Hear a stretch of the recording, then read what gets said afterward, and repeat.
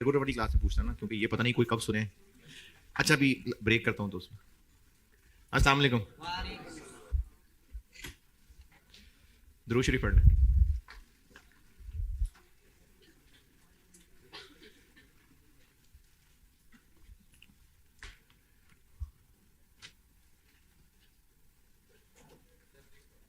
Learning curve, इस पे separate सवाल आ सकता है, लेकिन ये एक वर्किंग है जो शॉर्ट टर्म डिसीजन मेकिंग के सवालों में टेस्ट होती है।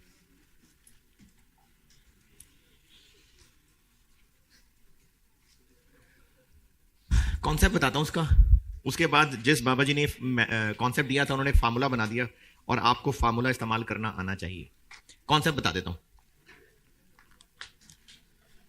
कॉन्सेप्ट ये है कि जब एक ही काम रिपीटेटिव बेसिस पे करेंगे तो टाइम कम लगना शुरू हो जाएगा, बढ़ना शुरू हो जाएगा। सुस्ती आएगी तो बढ़ना शुरू होगा, लेकिन अगर सुस्ती रहने दें तो टाइम कम लगना शुरू हो जाएगा। क्यों?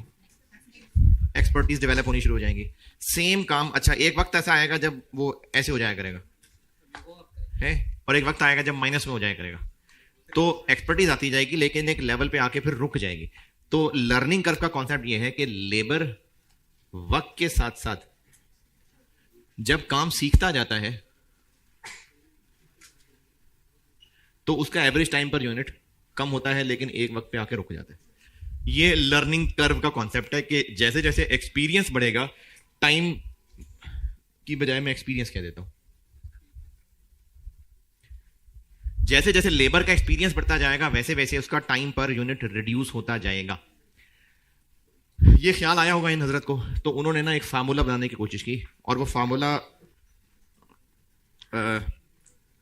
इस्तेमाल करना आना चाहिए। लेकिन मैं सिर्फ आपको इस थ्योरी का कॉन्सेप्ट समझाने के लिए ना एक मिसाल यूज कर रहा हूं। लर्निंग थ्योरी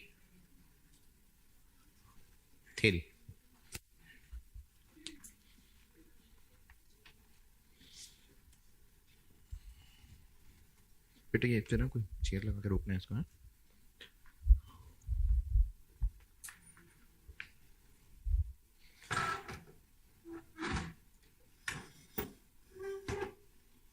चलो ठीक है। Learning theory,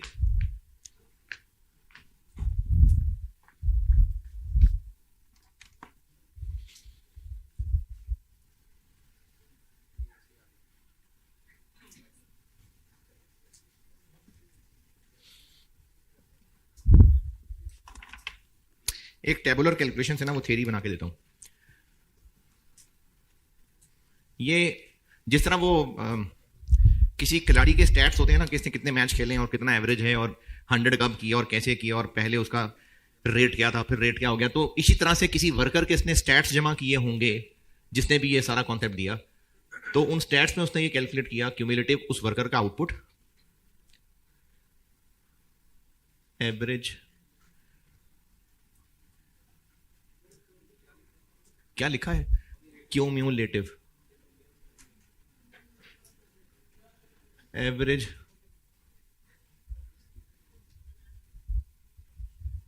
time per unit और टोटल क्यूमुलेटिव टाइम। इनके नामों पे अभी को खास टेंशन ना ले, मैं आपको वैल्यूज लिख के बताता हूं कि क्या है। लर्निंग थ्योरी जिसने बनाई है उसने जब भी ये सोचा होगा, हो सकता है किसी वर्कर का डाटा लिया हो सकता है किसी ऑर्गेनाइजेशन का डाटा लिया हो, और उस डाटा में उसने कुछ ऑब्जर्व किया। ये कोई स्टैंडर्ड डाटा नहीं है, मैं ऐसे खुद एग्जांपल ले रहा हूं। इसी वर्कर ने जब अपनी जिंदगी में पहला यूनिट बनाया, जब उसने प्रोडक्शन काम शुरू किया होगा, तो वो यूनिट बनाने में उसको 40 घंटे लगे। तो एवरेज टाइम पर यूनिट, अरे वाह शाबाश, नहीं जल्दी, बिल्कुल सही है, 40।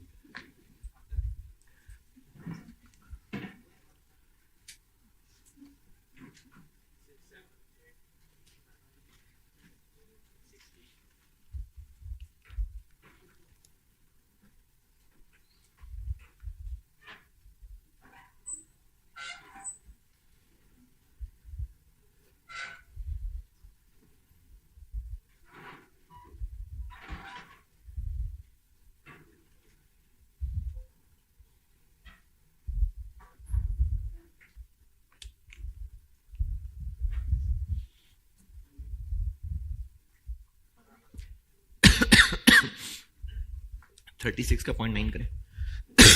36 का 0.9 32.4 का 0.9 करें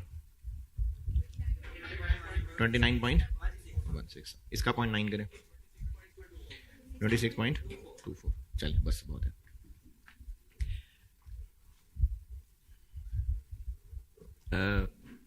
ओहो, इधर लिखना था मैंने।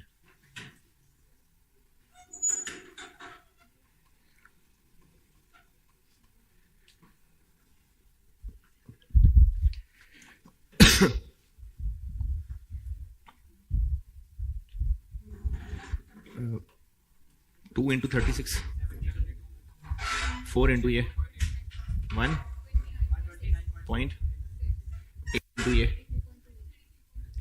2, 33.28, 419.84।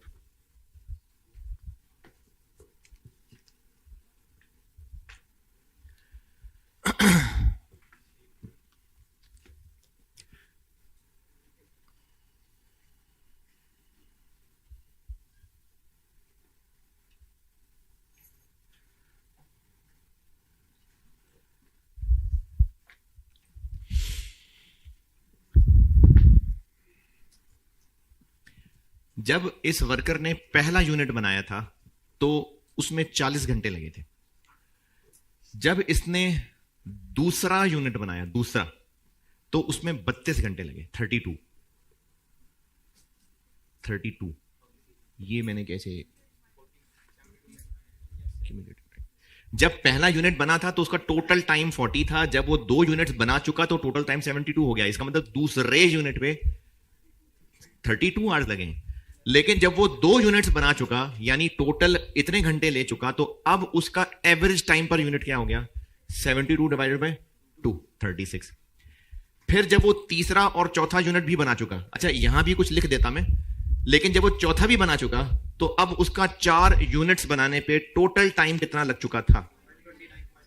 और अब ये 4 यूनिट्स बना लेने के बाद अब एवरेज कम होके कहां तक पहुंच गई? 32.4। इसका मतलब है कि उसने दूसरा यूनिट 36 आवर्स में बनाया है, चौथा यूनिट 32.4 में बनाया है? नहीं, हो सकता है चौथा यूनिट उसने 28 घंटे में बनाया, हो सकता है। तो फिर ये 32 क्या है? उन सबका एवरेज हो गया। जैसे अगर जिसको क्रिकेट से कोई इंटरेस्ट नहीं तो उसको शायद मिसाल समझना है, लेकिन अगर क्रिकेट की समझ है तो अगर 15 ओवर्स के बाद 90 स्कोर है तो रन रेट कितना है? 6। इसका मतलब है कि 15वें ओवर में 6 रन पड़े हैं। हो सकता है 15वें ओवर में 4 रन पड़े हों, लेकिन शुरू में रन इतने पड़ गए थे कि अब एवरेज करते करते 6 तक पहुंच गया। तो ये जो average cumulated time per unit है, 8वां यूनिट 29 घंटे में नहीं बना है। 8वां यूनिट हो सकता है 15 घंटे में बना हो, लेकिन चूंकि पहला वाला 40 में बना हुआ था तो 8 बनने के बाद जो अब एवरेज है वो यहां तक पहुंच गया। एवरेज कम क्यों होता जा रहा? क्योंकि हर अगला यूनिट कम टाइम में बन रहा है। अच्छा, जितनी एफिशिएंसी उसको पहले से दूसरे में जाने में, यानी जितनी इंप्रूवमेंट पहले से दूसरे में जाने में हुई होगी, 15वें से 16वें में भी उतनी इंप्रूवमेंट हुई होगी, फिर ज्यादा हुई होगी।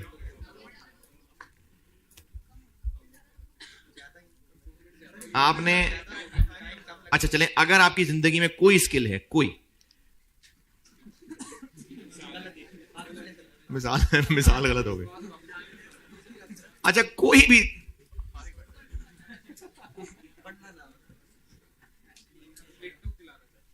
अच्छा कोई भी स्किल है, अज्यूम कर लें कोई भी स्किल है, तो पहली दफा जब वो काम किया होगा, चलें ये तो आप लोग पता नहीं कहां कहां पहुंच जाएंगे, मिसाल चेंज कर लेता हूं।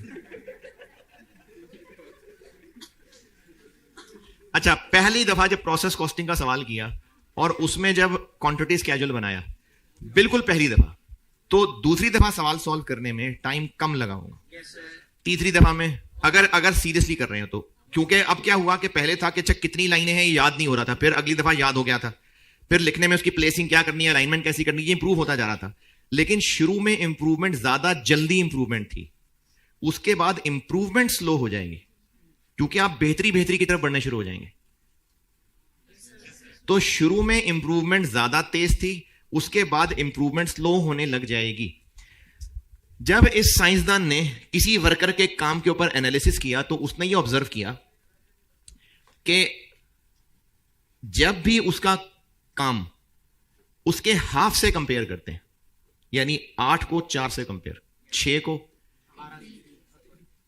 3 से कंपेयर, 10 को 5 से कंपेयर, 100 को, शाबाश जबरदस्त, 22 को 11, शाबाश। तो जब भी उसके किसी काम को उसके हाफ से कंपेयर करते हैं तो उसका जो एवरेज टाइम पर यूनिट है वो एक कांस्टेंट परसेंटेज से इंप्रूव होता जा रहा है। बहुत लंबा जुमला हो गया। मैंने इस वक्त 2 का मल्टीपल सिर्फ इसलिए दिखाया है ताकि आपको ये बात समझा सकूं, वरना ये बात सिर्फ 2, 4, 8, 16 पे नहीं है, ये हर इवन नंबर पे, हर इवन नंबर पे। यानी जब इसके टोटल यूनिट्स 24 हो चुके थे तो उसको कंपेयर करें कि जब 12 थे, तो 12 के टाइम पे जो एवरेज था और 24 के टाइम पे जो एवरेज है वो उसका एक कांस्टेंट परसेंटेज है। इस मिसाल में 90 है। जब उसने 1 यूनिट बनाया था और अब इसका डबल कब होगा? 2। तो 2 बनने के बाद का एवरेज टाइम और 1 की दफा जो एवरेज टाइम था, अगर ये 90% है तो अब जब 2 से 4 पे जाएगा और अब इसको पिछले से कंपेयर करेगा तो अगेन 90% इंप्रूवमेंट है। फिर जब 4 से 8 पे जाएगा तो जो इंप्रूवमेंट है वो 90% है। फिर जब 8 से 16, 16 से 32, 32 से 64, तो अब इंप्रूवमेंट का गैप बढ़ता जा रहा है। लेकिन व्हेनेवर आउटपुट गेट्स डबल्ड तो उसकी एक कांस्टेंट परसेंटेज इंप्रूवमेंट आ चुकी होती है।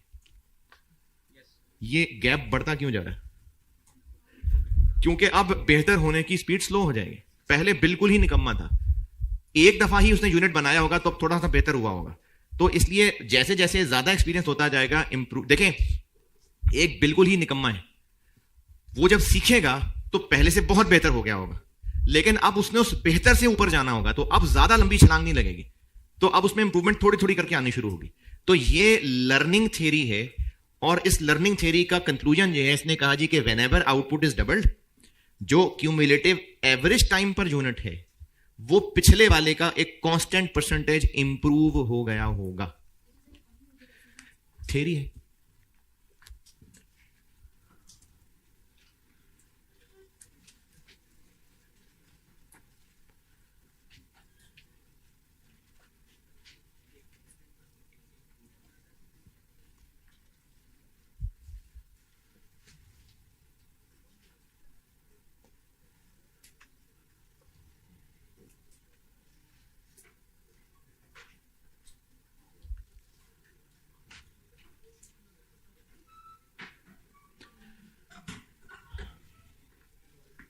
इस मिसाल में ये परसेंटेज कितनी है? 90। इस परसेंटेज को लर्निंग रेट कहते हैं। Learning rate. जी जी, हैं जी। इंप्रूव्ड टाइम पिछले का 90% रह गया है, तो जितना रहता जा रहा है उसको लर्निंग रेट कहते हैं। हो रही है, लेकिन उस 10 का नाम कोई नहीं है, नाम इस 90% का है। यानी जो लर्निंग रेट का नाम बनाया है ना, और जो उसने फार्मूला अभी बना के देता हूं, उसमें 10% इस्तेमाल नहीं होना, 90% इस्तेमाल होना है, तो इसलिए नाम भी इस 90% को दिया है। अगर ये कहानी नहीं भी समझ आई कोई बात नहीं, इस कहानी का कंक्लूजन ये है कि इसने एक फार्मूला बनाया, y is equal to ax की पावर b।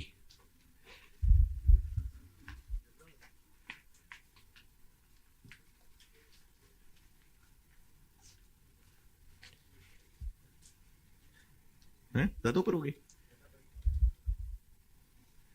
ax की पावर b।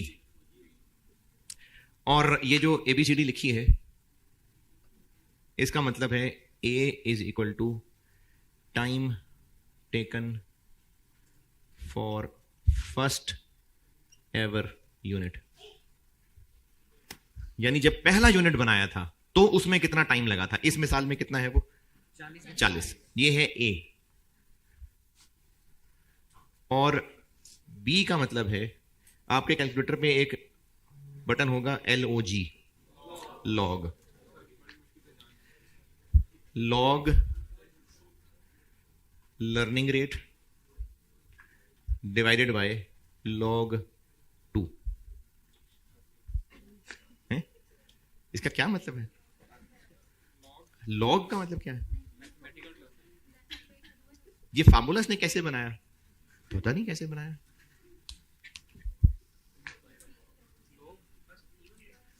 log LOG,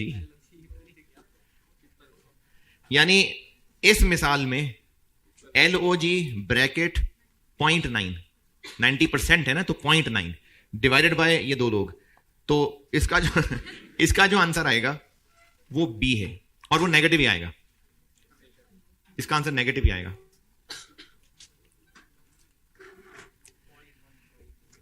और y ये है और x ये है। क्या जी? 2 आना ही आना है, ये 2 आना ही आना है। ये x है और ये हाँ जी, फर्स्ट एवर,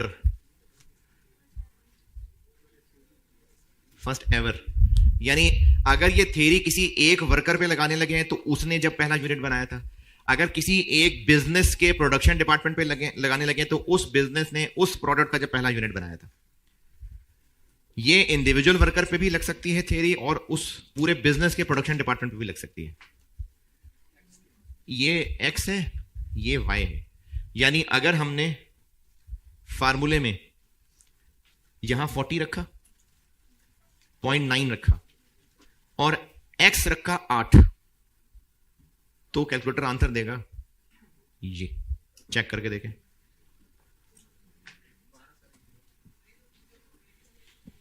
पी नहीं, बी, ABC B।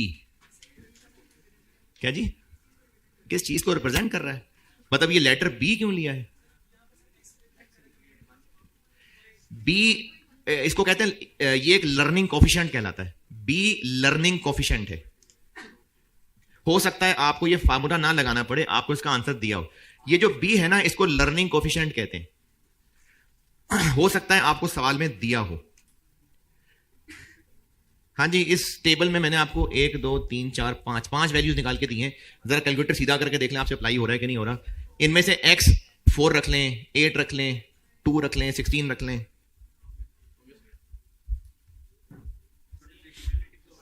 क्या जी? क्यूमुलेटिव क्या क्यों यूज हुआ है? क्योंकि यहां जब मैंने 7 लिखा है तो उससे मुराद 7th यूनिट नहीं है, जब उसकी प्रोडक्शन 7 यूनिट्स हो चुकी थी। जैसे किसी खिलाड़ी के लिखे होते हैं जी 150 मैचेस, तो इसका मतलब 150 मैच खेल चुका था तो उसके ये स्टैट्स हैं। तो जब वो 7 यूनिट्स बना चुका था तो टोटल इतना टाइम लग चुका था, और अब एवरेज ये था। जब वो टोटल 8 यूनिट्स बना चुका था, 8वां नहीं, जब 8 बना चुका था तो उसका टोटल टाइम इतना हो चुका था, और अब एवरेज इतना हो चुका था। ये समझें आप, जैसे ये ओवर है कि इतने ओवर हो गए, टोटल स्कोर इतना हो चुका, और रन रेट ये है। किसके लिए? कॉन्सेप्ट नहीं, देखें, अगर मैं यहां पर x की जगह 21 लिख दूं, 21, तो कैलकुलेटर पे लिखा आएगा? शर्म करो। कैलकुलेटर तो आंसर निकाल देगा। इसने जो कॉन्सेप्ट बनाया ना, उस कॉन्सेप्ट पे उसने फार्मूला बना दिया। अब ये फार्मूला जिस मर्जी यूनिट्स पे लगा ले, तो x नंबर ऑफ यूनिट्स के बाद अब क्यूमुलेटिव एवरेज कितना है वो इस फार्मूले से निकलेगा।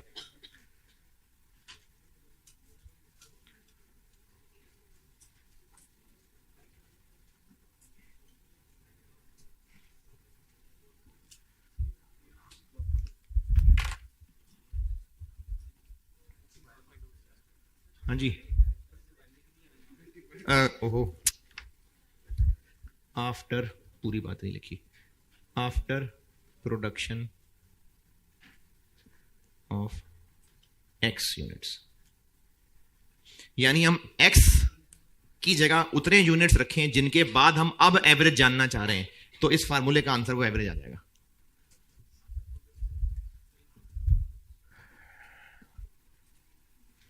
अच्छा, अगर ये पता है और ये पता है तो ये फाइंड हो सकता है? कैसे?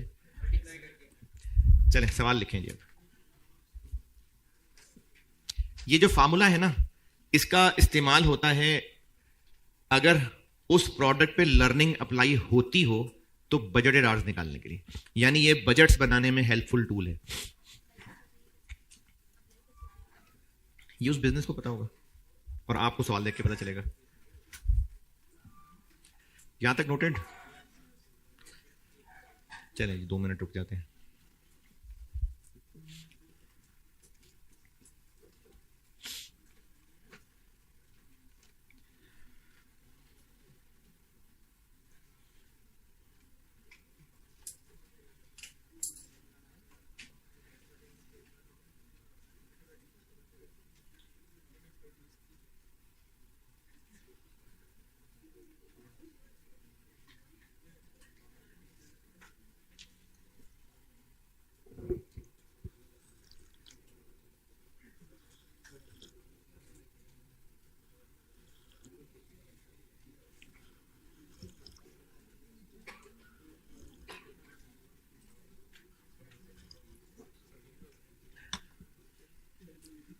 हाँ जी भाई, हो गया?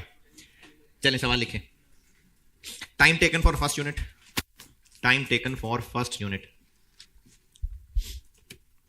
बस ये सवाल ही सवाल करने हैं आपने इसके। Time taken for first unit 30 hours, 30 घंटे। Learning rate 85%, 85%।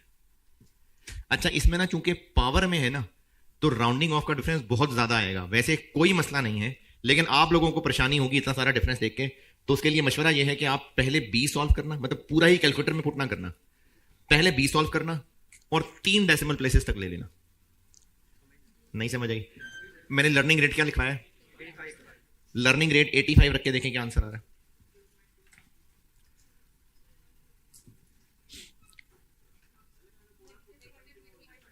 -0.234, बस 0.234 काफी है। यानी उसके बाद अब आप फार्मूला में लगाइएगा यहां पावर में -0.234। ये कह रहा हूं 3 डेसिमल बहुत है, कोई मसला नहीं। मैं तो सिर्फ ये कह रहा हूं कि राउंडिंग ऑफ डिफरेंस इतना ज्यादा आ जाएगा कि आपको पीछे सोल्यूशन देख के लगेगा आपने कुछ गलत कर दिया। इसलिए कह रहा हूं कि 3 डेसिमल तक रुक जाए। नहीं रुकना तो खैर है, जैसे मर्जी करें, सारा कैलकुलेटर को करने दें, कोई मसला नहीं। क्या लिखा? रिक्वायर्ड है आपसे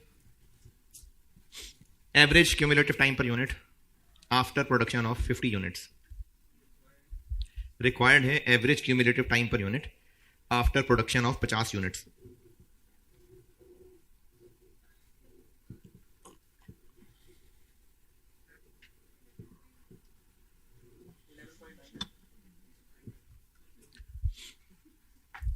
क्या जी?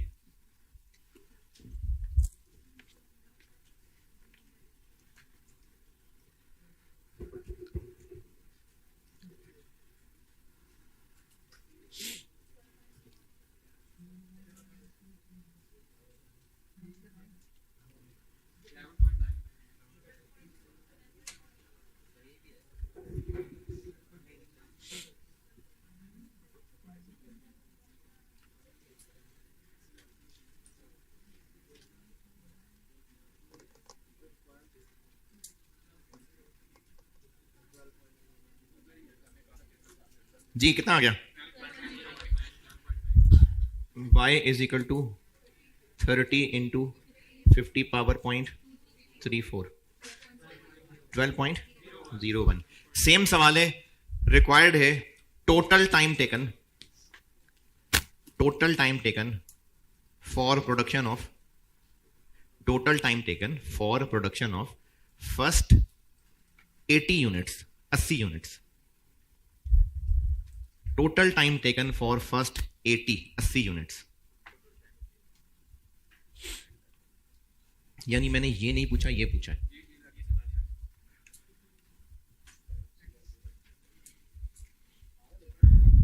पता नहीं, देखता हूं।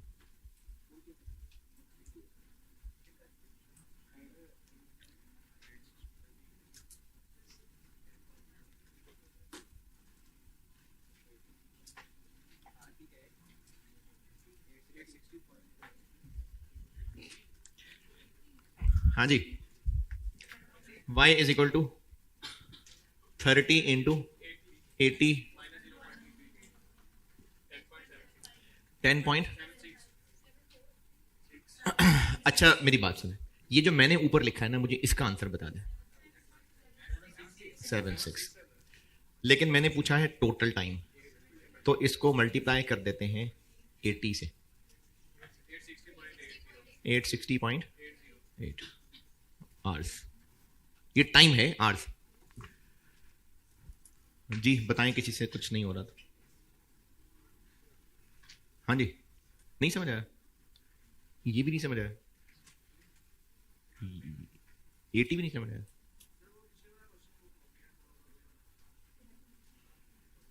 अगला क्वेश्चन दोबारा बताऊं, ये कह रहे हो? ये आंसर है ना सामने।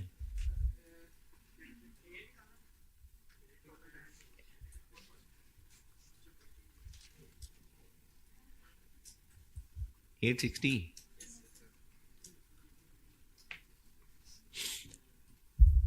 ओके।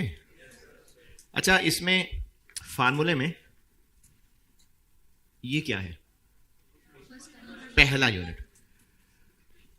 इसलिए जब यहां 80 लिख रहे हैं ना, तो ये फार्मूला हमेशा गिनती शुरू करेगा पहले से, क्योंकि फार्मूले में ए क्या है?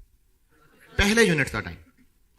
तो अगर यहां पर मैं 80 रख रहा हूं और मैं सवाल में ना भी कहता कि पहले 80 यूनिट्स, तो वो पहले 80 का ही आना है। क्यों? क्योंकि इस फार्मूले ने गिनती शुरू कहां से करनी है? पहले यूनिट से। तो इसलिए यहां जो भी पुट करेंगे वो पहले वाले ही होंगे। जैसे अगर यहां पर 100 रख दूंगा तो कोई से 100 यूनिट्स का टाइम नहीं निकलेगा, पहले 100 यूनिट्स का टाइम निकलेगा। चलिए, अब इस जुमले को अगर समझे हैं तो अब लिखे सवाल।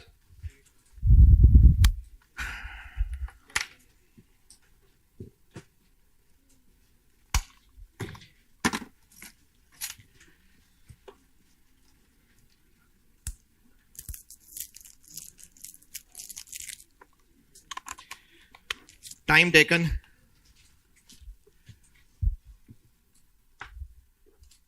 Taken for first unit. Time taken for first, सबसे पहला यूनिट 40 आवर्स, 40 घंटे। Learning rate 90%।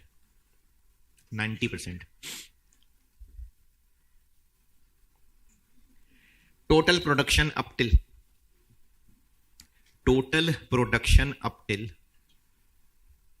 30th June 2024। Total production up till 30th June 24, 150 units. 150 units. Budgeted production for 2025, budgeted production for 2025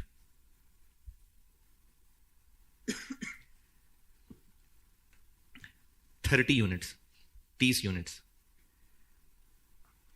थोड़ा होश से समझिएगा इसको। आपसे रिक्वायर्ड है बजटेड लेबर आवर्स फॉर 2025। ये जो 2025 में 30 यूनिट्स बनाने हैं, इनके लिए टोटल कितने घंटे लगेंगे?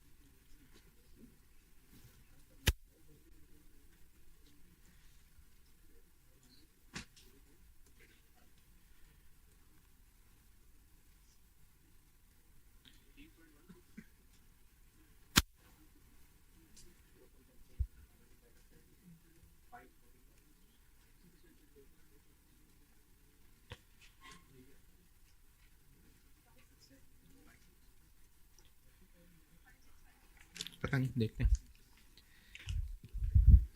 हाँ जी, 5650। अच्छा, और कुछ?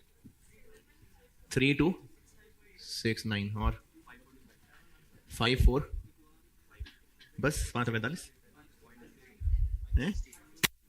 560 71715 चले, और 560, अच्छा ये बहुत ज्यादा नहीं होगा ऊपर वाला, 334 545।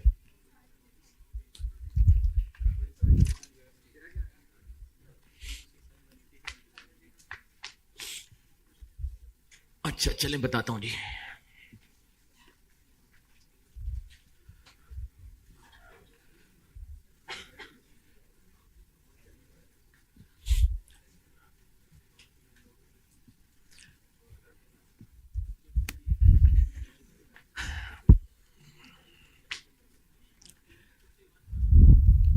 फिफ्टी 51.3 बस। अच्छा चले चले बताता हूं। ये जो मेजरिंग टेप होती है वो नापने के लिए, एनजी टेप जिसको कहते हैं, तो अगर कभी किसी क्लिनिक हॉस्पिटल जाने का इत्तेफाक हुआ हो और वहां और किया हो कि हाइट मेजर करने के लिए एक स्केल होता है, तो अब उस स्केल में काउंटिंग स्टार्ट कहां से हो रही है, जमीन से जहां खड़े हुए हैं, और एक स्लाइडिंग सी एक लकड़ी सी है वो ला के ऊपर जिसकी हाइट नापनी है उसके सर पे रखें तो वो स्केल पड़ेगा।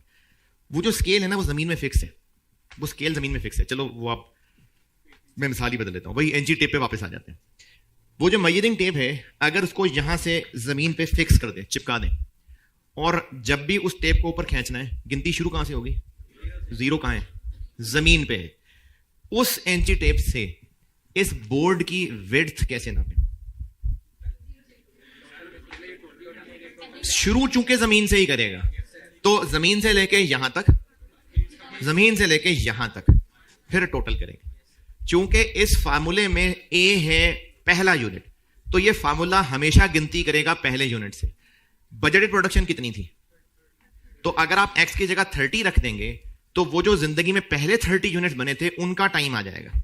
तो इस फार्मूले को हमें 2 दफा लगाना पड़ेगा। एक दफा रखना पड़ेगा पिछले साल तक कितने बन चुके थे, एक दफा रखना पड़ेगा 150, एक दफा रखना पड़ेगा 180। y इज इक्वल टू ए कितना है, 40 इंटू 150 पावर पॉइंट 152, 18 पॉइंट। अच्छा किसी का अगर 2-3 डिजिट आगे पीछे आ रहे हो तो टेंशन नहीं बचाना, कोई बात नहीं, ये एवरेज पर यूनिट निकला है। तो अगर टोटल जानना हो, टोटल टाइम फॉर 150 यूनिट्स, तो 18.68 इंटू 150, 2802।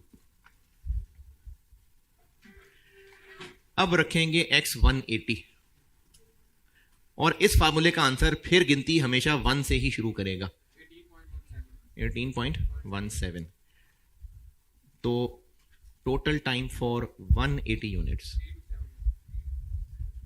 18.17 इंटू 180, 32। चलो खैर है, इनका डिफरेंस लेंगे।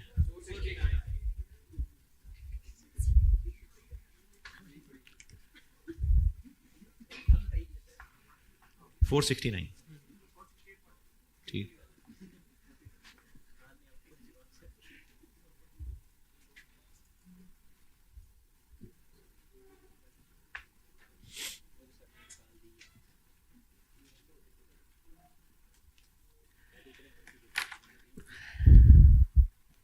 चलिए और लिखें सवाल।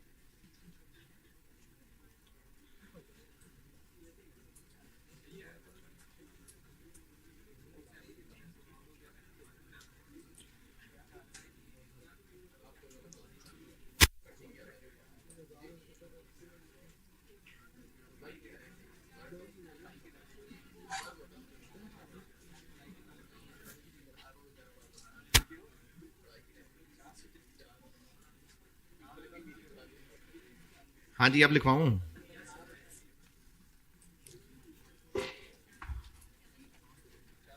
Total production up till, total production up till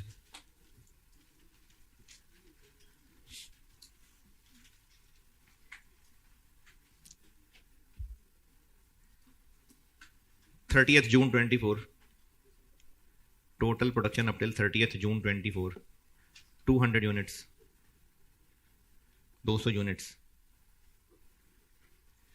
learning rate 90%, 90।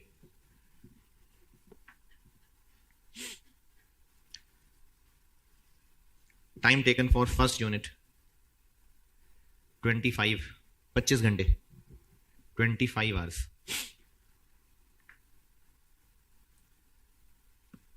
Budgeted production for 2025, budgeted production for 2025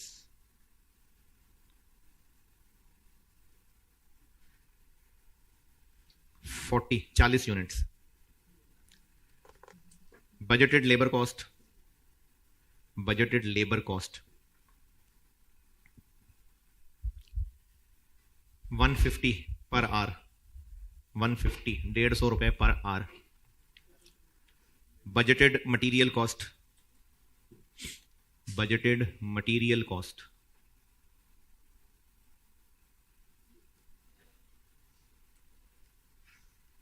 900, 900 रुपए पर यूनिट, 900 रुपए per unit. FOH, FOH 50% of direct labour cost, 50% of direct labour cost जी। हाँ ठीक है, चलो total direct labour cost required है आपसे, जी जी आपसे। Budgeted cost of production for 2025, ये जो 2025 में हमने कितने यूनिट्स बनाने, 40, इनकी टोटल कॉस्ट ऑफ प्रोडक्शन बता दें, मटेरियल लेबर ओवरहेड्स। चलें जी करें।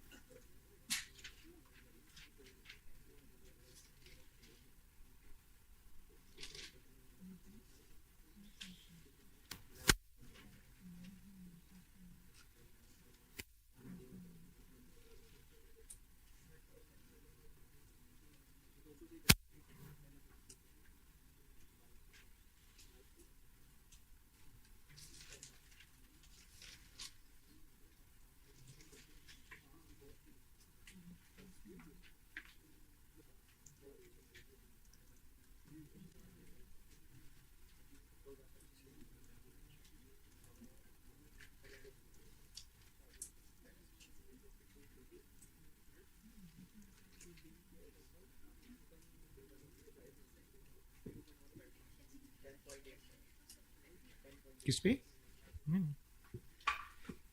प्रोडक्ट थोड़ी फिजिकल बदल जाएगा।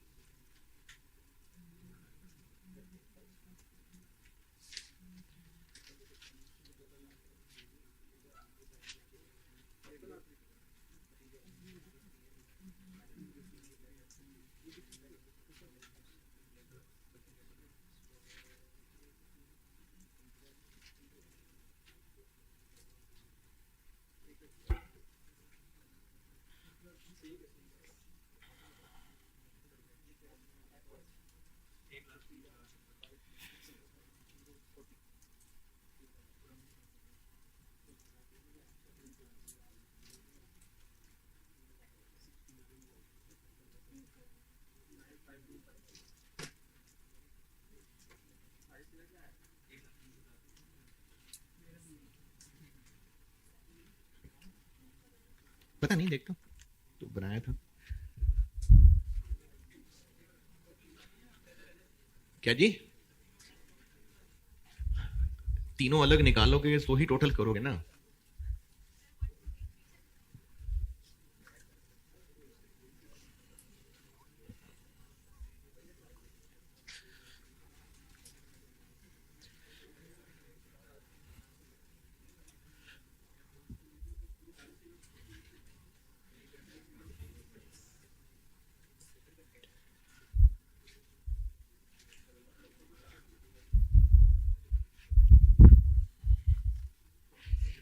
हाँ जी, डन।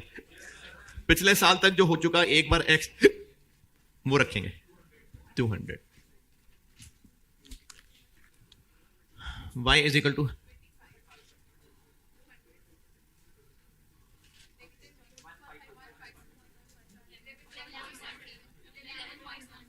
11.7। इन 200 यूनिट्स के लिए टोटल टाइम हो जाएगा 200 इंटू 11.17, 2234। और फिर x रखना पड़ेगा 240। 25 into 240 power 152।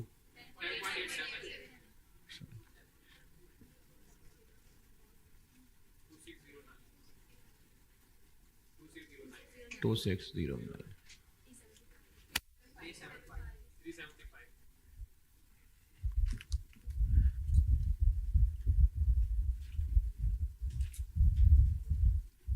Material 900 into 40, 36,000। Labour 375 into 150, इसका आधा। यस,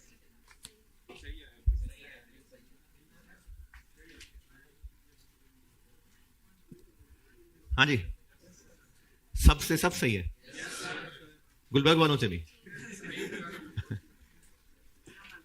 हाँ जी, सब सही है।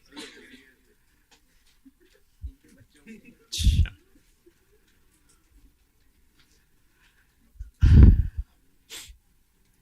अच्छा, अब एक नोट ये लिख लें और समझ लें पहले। हर अगला यूनिट पहले से बेहतर होगा, नहीं, पहले से कम टाइम में बनेगा। लर्निंग है ना, पहले से कम टाइम में बनेगा। अगर वर्कर प्रोडक्शन करता है बैचेस में, यानी जैसे चलो टीचर की मिसाल देता हूं। अब टीचर की एक्सपीरियंस हर अगले स्टूडेंट के साथ चेंज नहीं हो रहा, हर अगले क्लास के साथ चेंज हो रहा है। मतलब पूरा, क्योंकि जो एक वक्त पढ़ाया जा रहा है वो एक स्टूडेंट नहीं, वो 100 स्टूडेंट्स हैं। तो इसी तरह एक वर्कर अगर प्रोडक्शन करता है बैचेस में, यानी एक वक्त में जो वो मेहनत कर रहा है वो एक यूनिट पे नहीं है, उस बैच में मौजूद यूनिट्स पे हो रही है, तो उसकी लर्निंग किस पे अप्लाई होगी? बैचेस पे। तो नोट ये लिख लें कि अगर प्रोडक्शन बैचेस में होती है तो ए क्या हो जाएगा? ए टाइम फॉर फर्स्ट बैच, और एक्स नंबर ऑफ बैचेस, यानी यूनिट्स की जगह बैचेस आ जाएगा। अगर प्रोडक्शन बैचेस में होती है तो ए हो जाएगा टाइम फॉर फर्स्ट बैच, और एक्स नंबर ऑफ यूनिट की जगह नंबर ऑफ बैचेस। लिखें सवाल।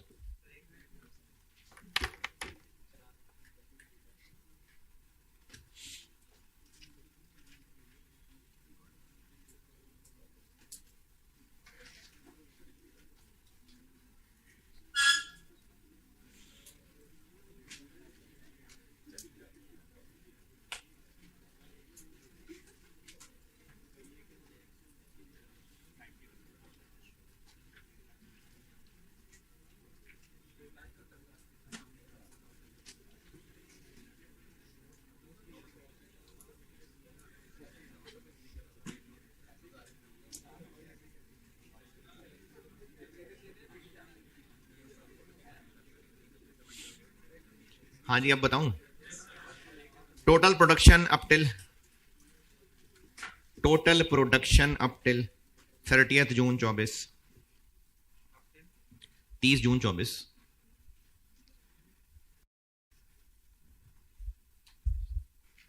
3 3000 units. 3000 units.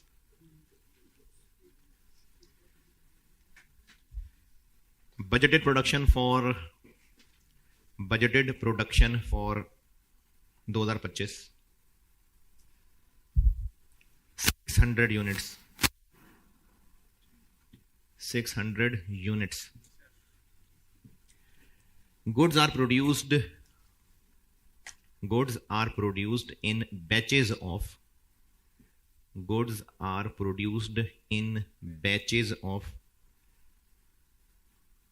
200 units each. 200 units each. Time taken for first batch.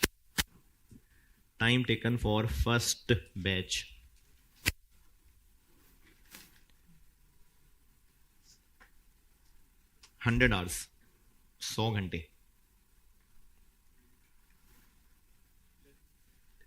Budgeted material cost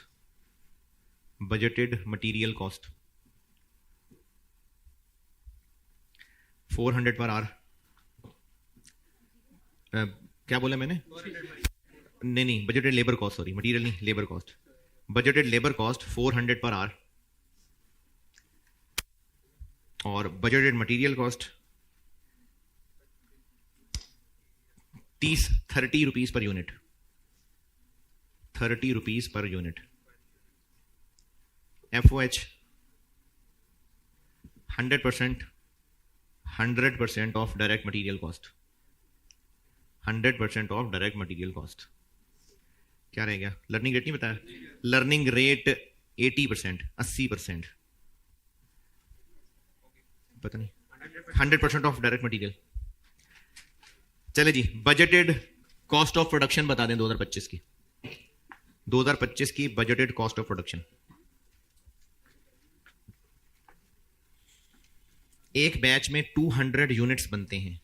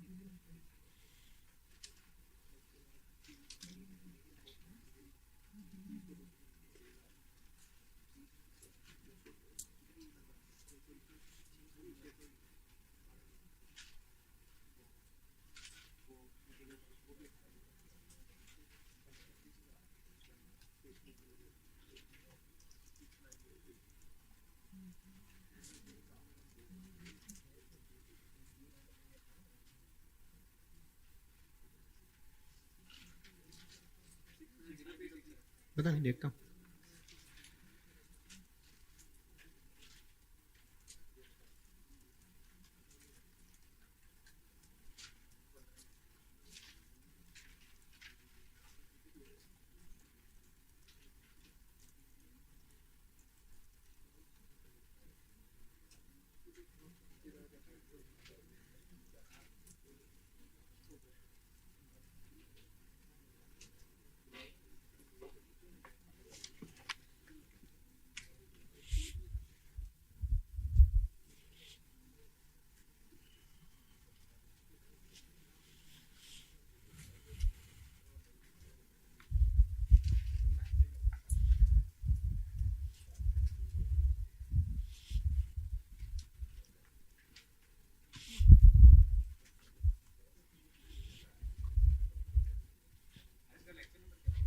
ये ना मैं आपको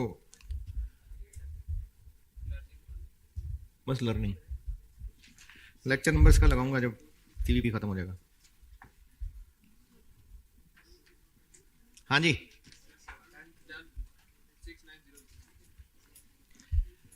अब लर्निंग लगनी है बैचेस पे। पिछले साल तक कितने यूनिट्स बन चुके थे, यानी 15 बैचेस बन चुके थे। 3000 डिवाइडेड बाय 200। पहले बैच का टाइम 100, 15,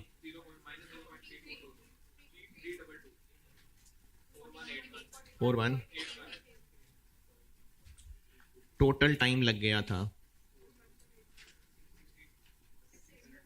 627.15। अगले साल हमने बनाने हैं 600 यूनिट्स, यानी 3 बैचेस और, तो एक्स पहुंच जाएगा 18 तक।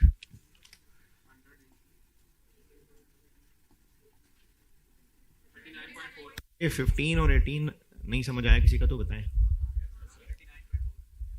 जी। 15 और 18, 15 और 18,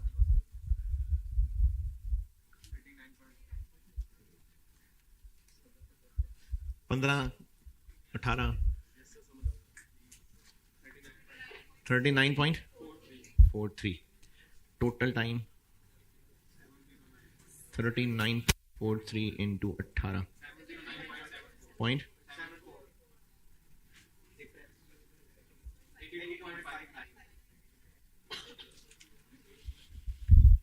ये 82.59 आवर्स निकले पर बैच पर यूनिट। बस टोटल 3 बैचेस के टोटल निकले हैं ये। मटेरियल 30 रुपए इंटू, क्योंकि ये पर यूनिट है तो इसको नंबर ऑफ यूनिट से मल्टीप्लाई करना है। लेबर 400 पर आर है, इसको आर से मल्टीप्लाई करना है। 0 और एफ ओ एच है 18,000।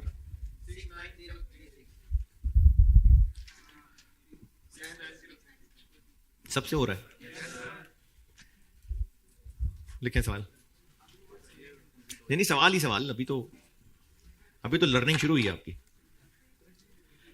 नहीं, मैंने ये कराने हैं अभी 1 2 3 हैं। अगर ये दूसरा जो कराऊंगा वो आपको बिल्कुल आसान लगा तो फिर 3 माइंड, नहीं तो फिर 4-5 और करूंगा। हैं? हाँ, तो वो 10 मिनट लंबे लंबे सांस लेंगे, फिर दूसरा चैप्टर करेंगे। वो तो ऐसे होना है ना, ऐसे।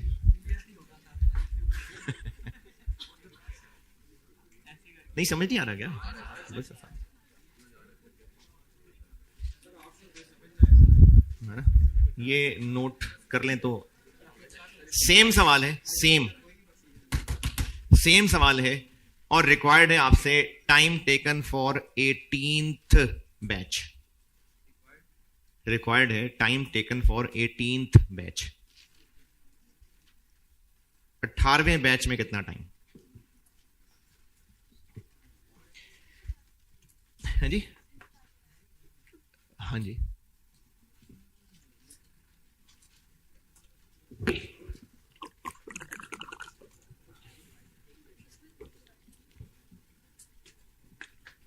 क्या तीनों बैचेस में बराबर टाइम लगा? हर अगले बैच में टाइम कम होता जाएगा।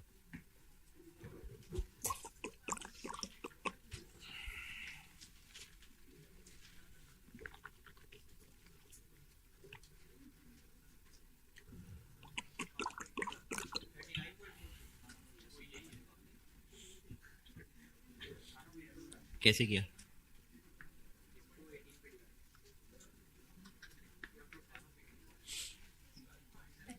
$253।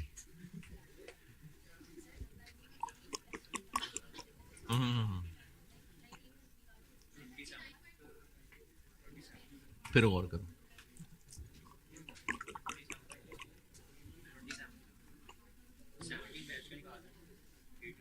बिल्कुल सही है।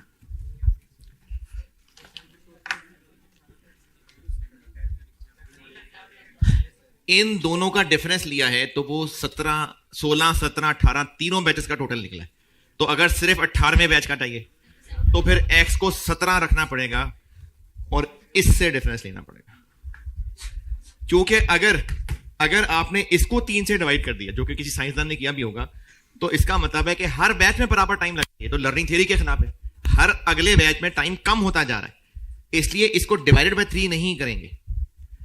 अभी इस वक्त x 15 और x 18 रखा है, तो ये दरमियान वाले 3 बैचेस का टोटल टाइम निकला है। तो अगर 18वें बैच का टाइम, तो फिर 17 और 18 पे सॉल्व करना पड़ेगा। ये मैंने कहा था 15 कौन सा इवन है, मैंने कहा था किसी उसने फार्मूला बनाना था, बना लिया, अब ये हर एक पे लग जाएगा। तो एक बार x को 17 रखना पड़ेगा। देखें जिनको नहीं समझ आया, ये जो आंसर निकला है ये क्या आंसर है 709? क्या टोटल फॉर 18 बैचेस, टोटल, ये टोटल फॉर 15 बैचेस। अब अगर हम x रख के x 17 रख के टोटल निकालेंगे,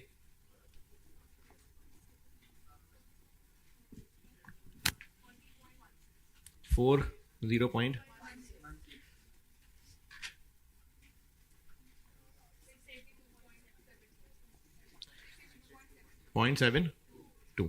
ये क्या चीज है? ये टोटल फॉर 17 बैचेस, ये टोटल फॉर 18 बैचेस है, ये टोटल फॉर 17 बैचेस है। तो इनका डिफरेंस 18वें बैच का टाइम है। यानी अगर हमें किसी एक यूनिट, अगर यूनिट्स वाला सवाल है, या किसी एक बैच अगर बैचेस वाला सवाल है का टाइम चाहिए, तो x उतना और एक x पिछला। अगर किसी पर्टिकुलर यूनिट या पर्टिकुलर बैच का टाइम चाहिए तो एक बार x उतना रखना पड़ेगा और एक उससे पिछला।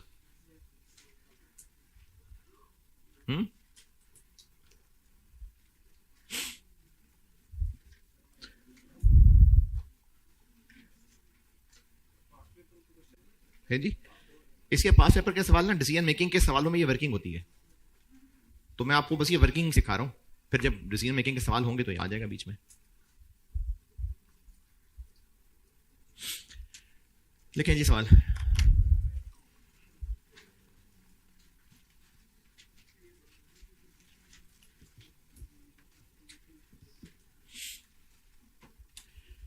कितने मेहनती हैं यार आप लोग, ब्रेक की देखो जरूरत भी नहीं महसूस हो रही है ना,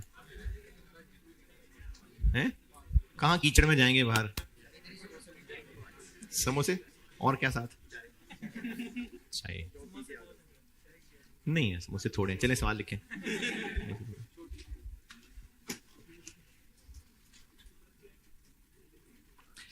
अच्छा, अब ये सवाल से पहले एक हेडिंग बड़ी सी नहीं बसाई, एक पॉइंट छोटी सी हेडिंग लिख लें ताकि आपको फर्क पता चले कि अच्छा ये भी होता है। ये जो हर अगले यूनिट या बैच में इंप्रूवमेंट हो रही है, तो एक वक्त ऐसा आ जाएगा कि वो टाइम कम होते होते होते 0 और फिर माइनस में चला जाएगा। तो एक वक्त पे आके वो कांस्टेंट हो जाएगा, उससे मजीद बेहतर नहीं हो सकेगा। उसके बाद क्या होगा? फिर ज्यादा होना शुरू हो जाएगा। वो जो सबसे ज्यादा लोएस्ट इंप्रूव्ड होगा फिर वही कांस्टेंट हो जाएगा। तो इसको कहते हैं लर्निंग एक सर्टेन टाइम पे स्टॉप भी हो सकती है। तो इसको हेडिंग बना लें बेशक कि अगर लर्निंग एक पॉइंट पे जाके स्टॉप हो जाए तो क्या होगा। सवाल लिखें।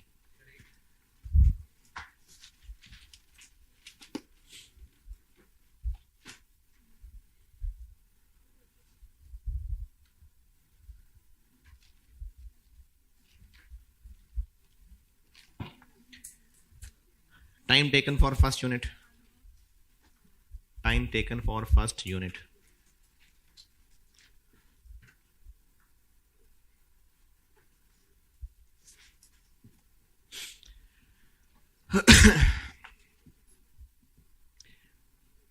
फोर्टी 40 घंटे, 40 hours. Learning rate 90%, learning rate 90%। Total production up till, total production up till 30th June 24, 30th June 24, 120 units, 120 units, 120 units. Budgeted production for 2025, budgeted production for 2025 45 units, 45. Learning will stop, learning will stop after production of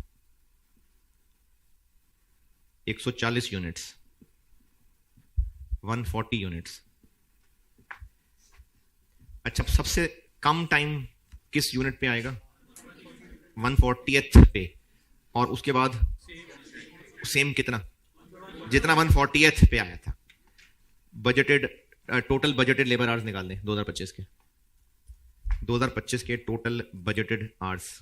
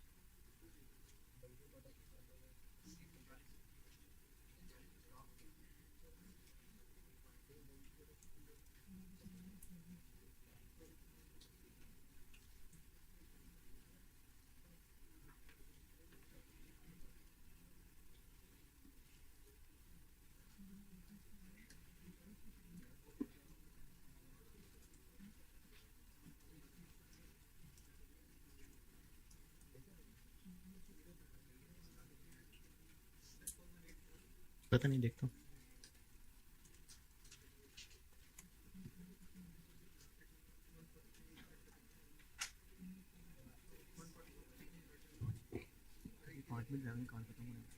तो मंगवाए ना card? हाँ, किधर है? कर लें, कर लें तो कर लें.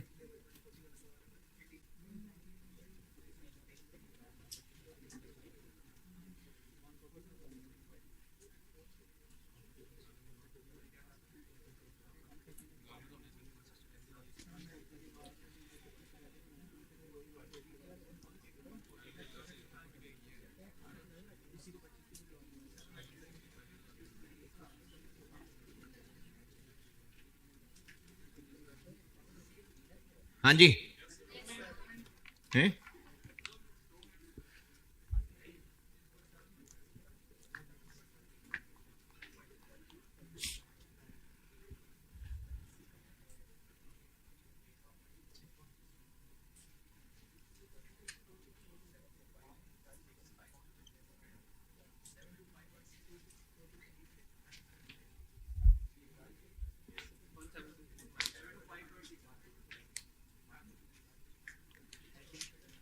X 120 क्यों? क्योंकि पिछले साल तक 120 है, तो पिछले साल तक तो 120 पे करना पड़ेगा. अब अगर हमने 45 यूनिट्स और बनाने हैं तो 120 में अगर 45 ऐड कर दें 165. अगर आप X 165 कर देंगे तो कैलकुलेटर थोड़ी मना करेगा क्या कर रहे हो. लेकिन आप गलत कर रहे होंगे, क्योंकि लर्निंग अगर 140 पे रुक जाएगी तो इसका मतलब है आप 140 से ज्यादा नहीं रख सकते X. तो इसलिए X 140 रखना पड़ेगा. उसके बाद वाले यूनिट्स में कितना टाइम लगेगा? जितना 140th यूनिट में लगेगा. वो निकालने के लिए अब x 139 रखना पड़ेगा। अच्छा दोबारा बताता हूं, y is equal to 40 into 120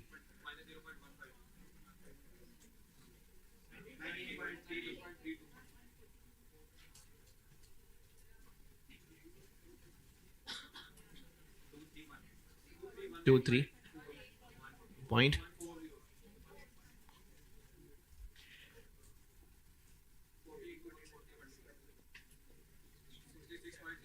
है 18 पॉइंट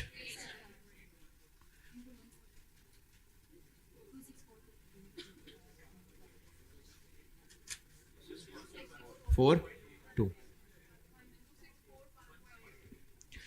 1.8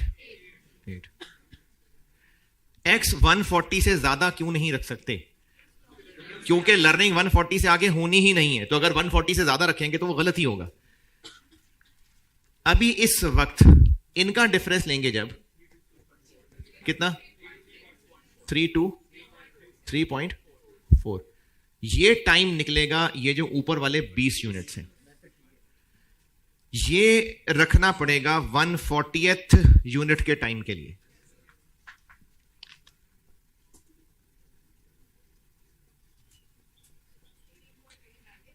पॉइंट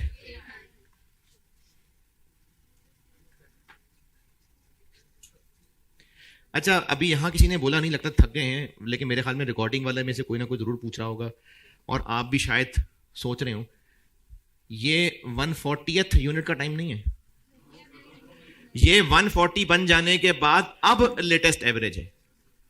अगर 40 ओवर के बाद रन रेट 8 है तो 40वें ओवर में 8 रन नहीं पड़े। अब तक जितना टोटल हो चुका था अपडेटेड एवरेज यहां तक पहुंचा है, तो ये 140वें यूनिट का टाइम नहीं है, 140 यूनिट्स बनने के बाद अपडेटेड एवरेज है। 140वें यूनिट के लिए इनका डिफरेंस टोटल का लेना पड़ेगा, इंटू 139 24 26271। इनका जो डिफरेंस होगा कितना पॉइंट, ये 140वें का है। अब टोटल बजटेड आवर्स ऐसे निकलेंगे,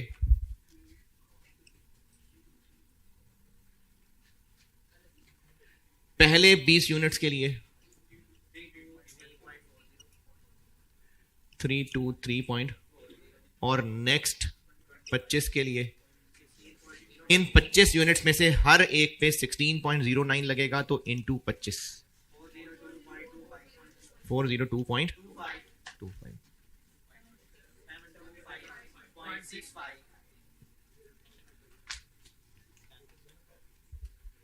हाँ जी, सबसे सब सही, या ये वाला कच्चा कच्चा है? अगर ये वाला बिल्कुल सब पक्का हो गया तो एक छोटा सा सवाल आखिरी, लर्निंग कर्व खत्म। और अगर ये कच्चा है तो फिर ऐसा ही एक सवाल और, कच्चा है तो फिर एक सवाल लिखें, एक और लिख लें इसको। देखा कच्चा है ना, तभी तो नोट कर रहे हैं, अभी लिख लें।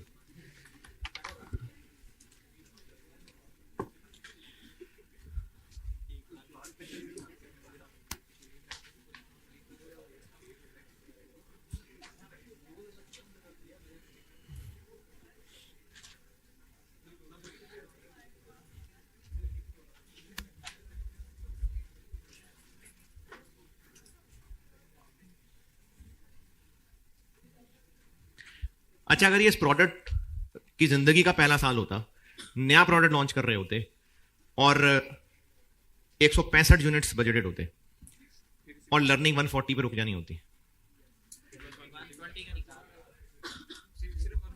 इसका पहला साल होता, पहला ही साल, अभी तक ये प्रोडक्ट दुनिया में नहीं था, पहला साल होता और बजटेड 165 यूनिट्स होते और लर्निंग 140 पे रुक जानी होती, तो फिर ये ना होता। ये पहले 140 के लिए और ये अगले 25 के लिए। अरे मैंने मिटा दिया, आप तो नोट कर रहे थे अभी। चलें सवाल लिखें।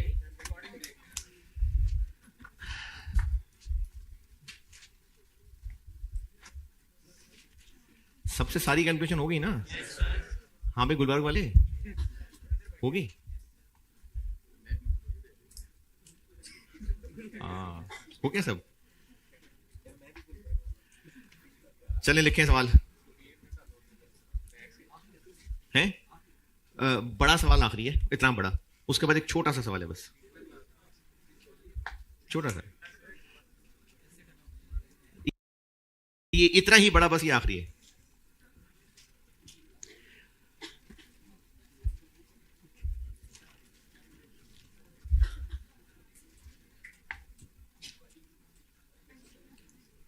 Management is launching a new product. Management is launching a new product.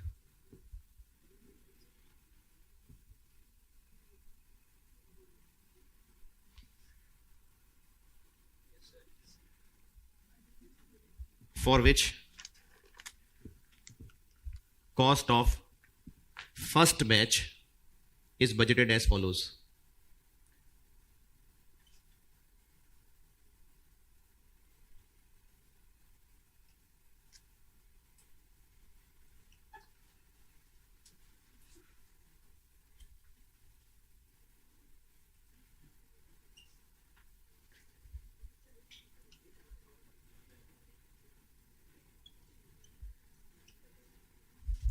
Cost of first batch का है, फर्स्ट यूनिट नहीं का।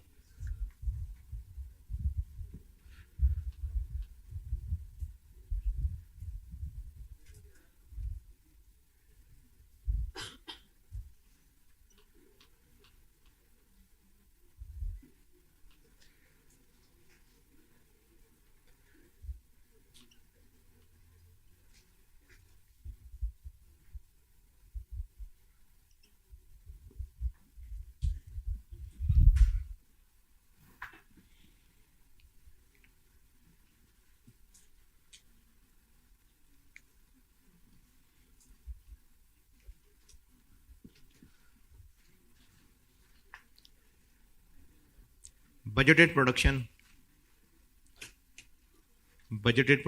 in first year of operation. Budgeted production in first year of operation.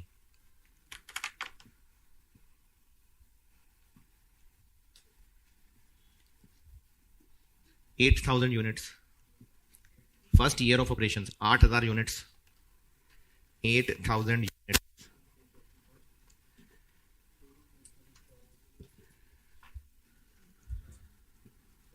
और learning rate 90%, 90%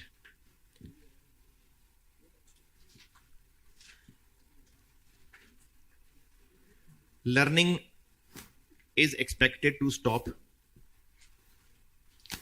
Learning is expected to stop after 10 batches. After 10 batches.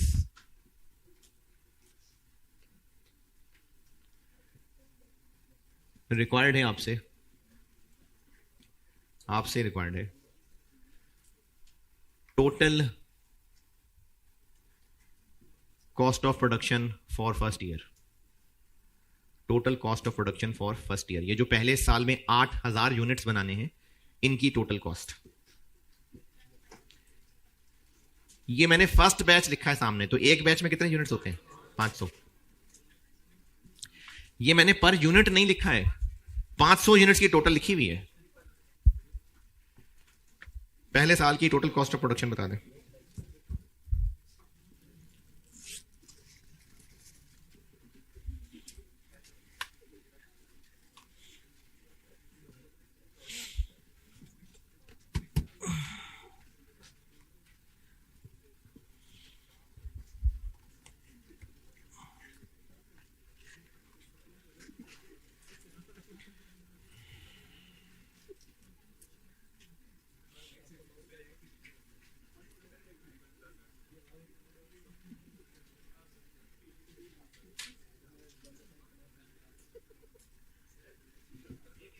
क्या जी? ए क्या है?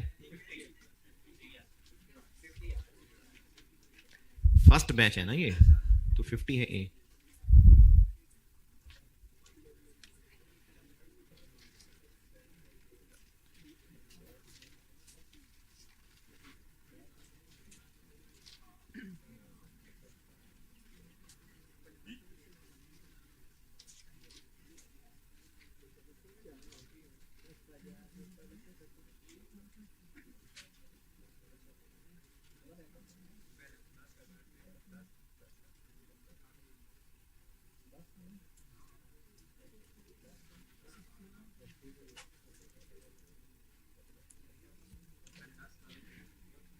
Total cost of production first year की, ये जो 8,000 unit बनाने हैं, ये पूछिए।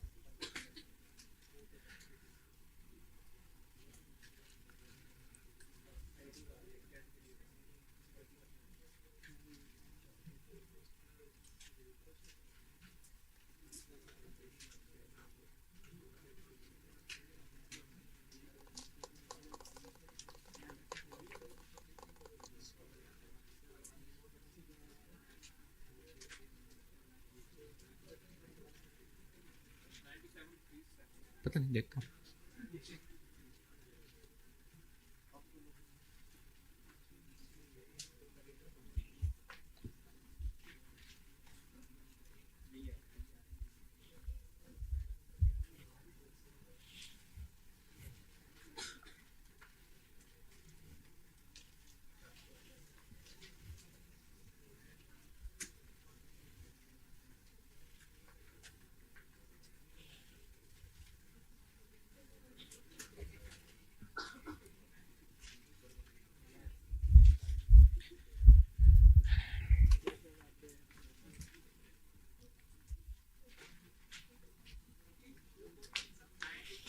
हाँ जी, पता नहीं, देखता हूँ जी। डन तो मैं करूं?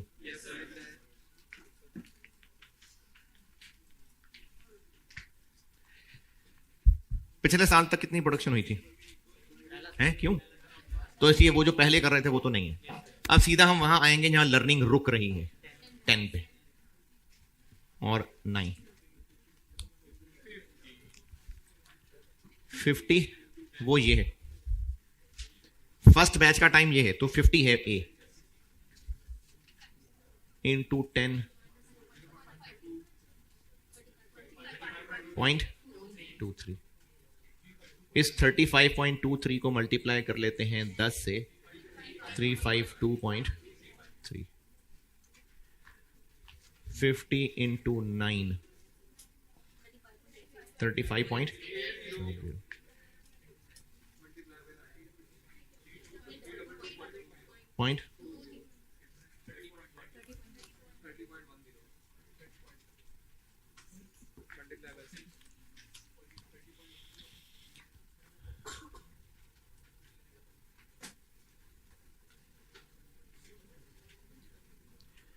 कितने टोटल बैचेस बनाने हैं?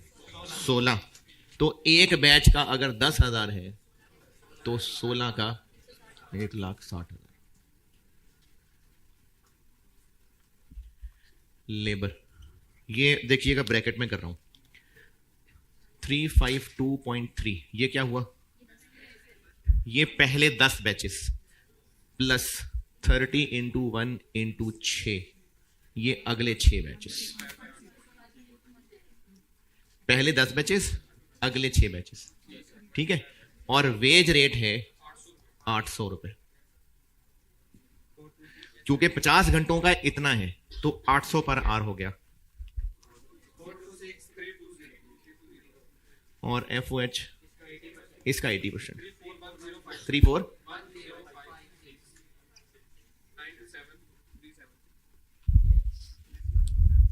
ये सही भी हुआ है लोगों का? गुलबर्ग वालों का भी? हाँ भाई। चलें, लर्निंग कर्व का आखिरी छोटा सा सवाल है। वाकई वाकई है, 5 कहां बजे यार? 4:30 हुए हैं। अभी देखना वो आधे घंटे में टारगेट कॉस्टिंग।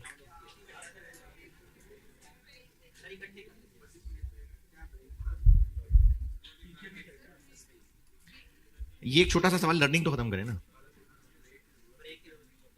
कितनी देर हो गई आपको? 1.25 घंटे।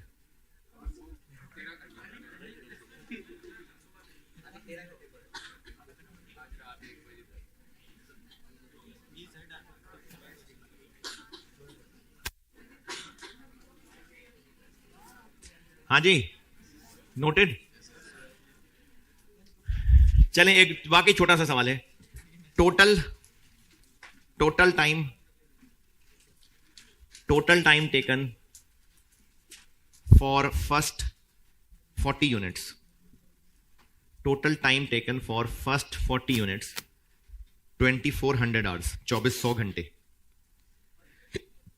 Total time taken for first 40 units, पहले 40 यूनिट्स टोटल 2400 आवर्स में बने थे। Total time taken for first 80 units, total time taken है, पहले 40 के बताए हैं, अब 80 के बता रहा हूं। Total time taken for first 80 units 4080। 4080 आपसे रिक्वायर्ड है लर्निंग रेट। लर्निंग रेट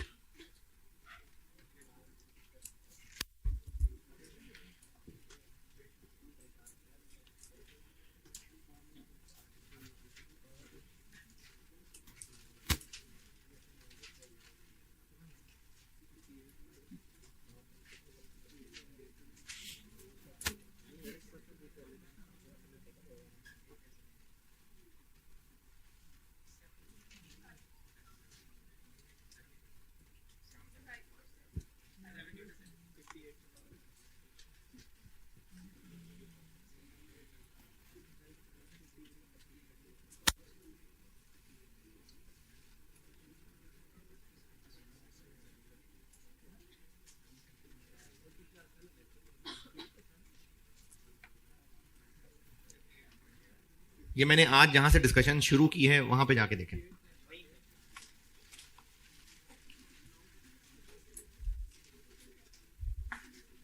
अगर वो टेबल नोट किया था तो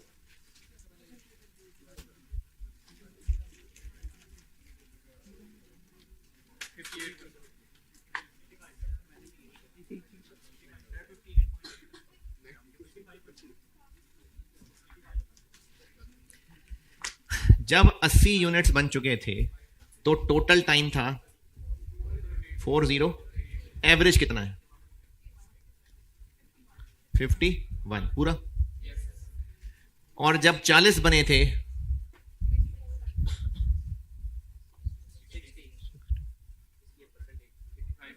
85%।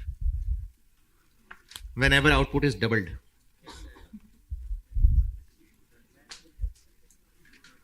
यही जो मैंने लर्निंग थ्योरी शुरू की है, ये वो है लर्निंग थ्योरी, लर्निंग कर्व, बस यही है।